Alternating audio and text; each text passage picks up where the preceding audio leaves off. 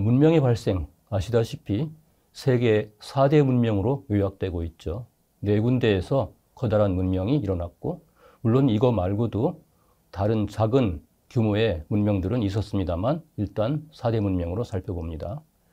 먼저 가장 첫 번째는 메소포타미아 문명, 그리고 두 번째는 이집트 문명, 세 번째는 인도 문명, 네 번째 황허 문명입니다.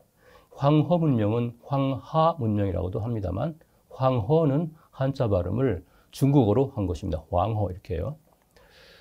첫 번째 가장 먼저 일어난 메소포타미아 문명. 이 메소포타미아라는 뜻은 두 강의 사이, 티그리스강, 유프라테스강 두 강의 사이라는 뜻이라고 하고요. 가장 오래된 문명으로서 현재 이라크 지역, 이라크라는 말도 아랍어로 두 강 사이라는 뜻이라고 합니다. 기원전 약 3000년에서 4000년경에 발생했다. 이렇게 보고 있고요.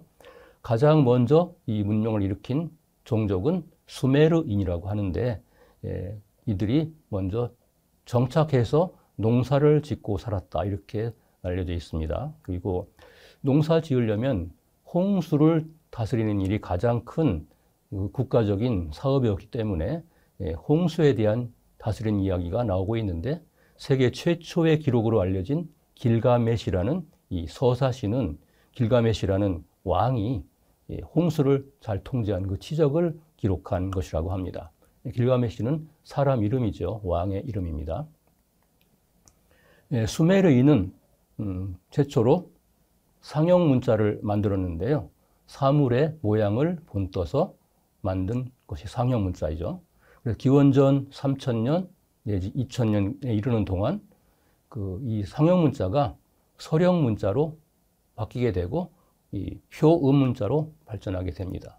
그래서 나중에 페니키아 문자 그리고 그리스 문자 이렇게 해가지고 알파벳으로 바뀌게 되는 거죠. 페니키아 알파벳에서 그리스 알파벳. 이 알파벳이라는 뜻은 알파와 베타 여기서 줄여서 알파벳이 된 것이라고 합니다.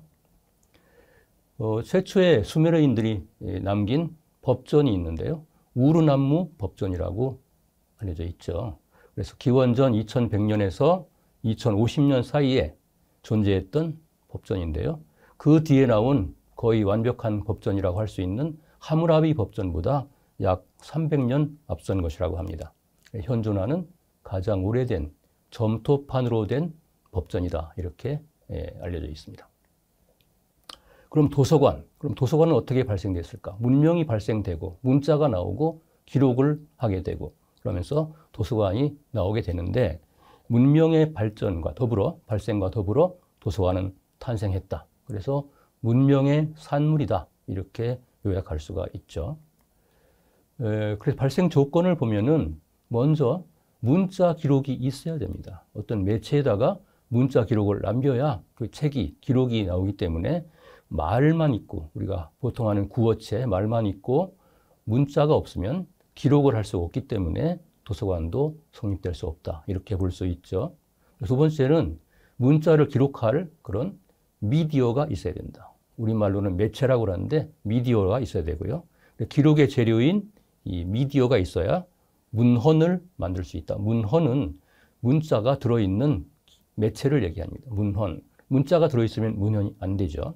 그럼 세 번째는 이 기록물을 관리할 수 있는, 보존 관리할 수 있는 공간이 있어야 되는 거죠. 건물 공간이 필요합니다.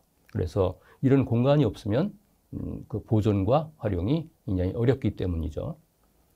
그 다음에 중요한 것은 사서가 있어야 됩니다. 이 기록물을 잘 보존, 관리, 활용시키는 이용자와 연결시키는 사서가 있어야 되는데요. 사서가 없으면 도서관이 아니라고 할 수 있습니다. 사서가 없는데요. 뭐 책만 있으면 책창 거죠. 그 다음에 이용자가 있어야 되는데요. 이용자는 가장 자료를 필요로 하는 사람들이죠. 아무리 관리를 잘하고 보존을 잘해도 이용하지 않으면 아무 소용이 없는 거죠.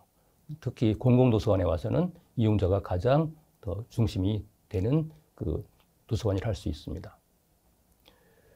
또한 그래서 이러한 5가지의 발생 조건, 도서관을 나올 수 있는 그런 조건을 갖추어졌을 때 비로소 도서관이 성립된다. 이렇게 정리할 수 있겠죠.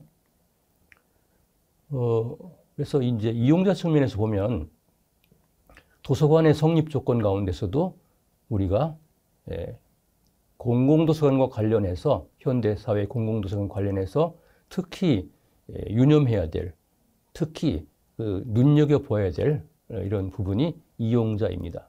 이용자는 요즘 말로는 고객이라고 표현했죠. 이 고객이 없으면 어떤 것도 어떤 기관도 존재할 이유가 없기 때문에 그렇죠. 그래서 어떤 사회기관이든 그 기관의 궁극적인 존재 이유가 바로 이용자이고 또 국가 전체적으로 따지면 국민이죠.